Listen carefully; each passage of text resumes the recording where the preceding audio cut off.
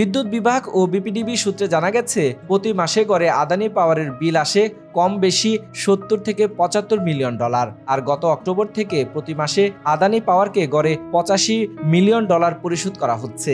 এরই মধ্যে সংশ্লিষ্ট মাসের বিলের পাশাপাশি প্রদেয় বকেয়া বিলও রয়েছে। ৬ মাস ধরেই আদানি পাওয়ারকে এভাবেই নিয়মিত বিলের পাশাপাশি কিছু পরিমাণে বকেয়াও পরিশোধ করা হচ্ছে। আদানির হিসাবে বিদ্যুৎ বিক্রি বাবদ বিপিডিবির কাছে এখনো ৭০০ মিলিয়ন ডলার পাওনা বকেয়া রয়েছে নির্ভরযোগ্য একটি সূত্রে জানা গেছে। তবে কয়লার দাম নিয়ে দ্বিমত পোষণ করে বিপিডিবির পক্ষ থেকে বলা হচ্ছে, প্রদেয় এই অর্থের পরিমাণ ৬৫০ মিলিয়ন ডলারের বেশি নয়। তবে চলতি বছরের ১৫ জানুয়ারি আদানির পক্ষ থেকে দেয়া এক চিঠির ভাষ্য অনুযায়ী গত বছরের এপ্রিল থেকে বকেয়া জমে ৬ জানুয়ারির মধ্যে ৮৪০ মিলিয়ন ডলারের পৌঁছেছিল। সেই হিসাবে বকেয়া বিলের উল্লেখযোগ্য অংশ এরই মধ্যে পরিশোধ করে ফেলেছে বিপিডিবি।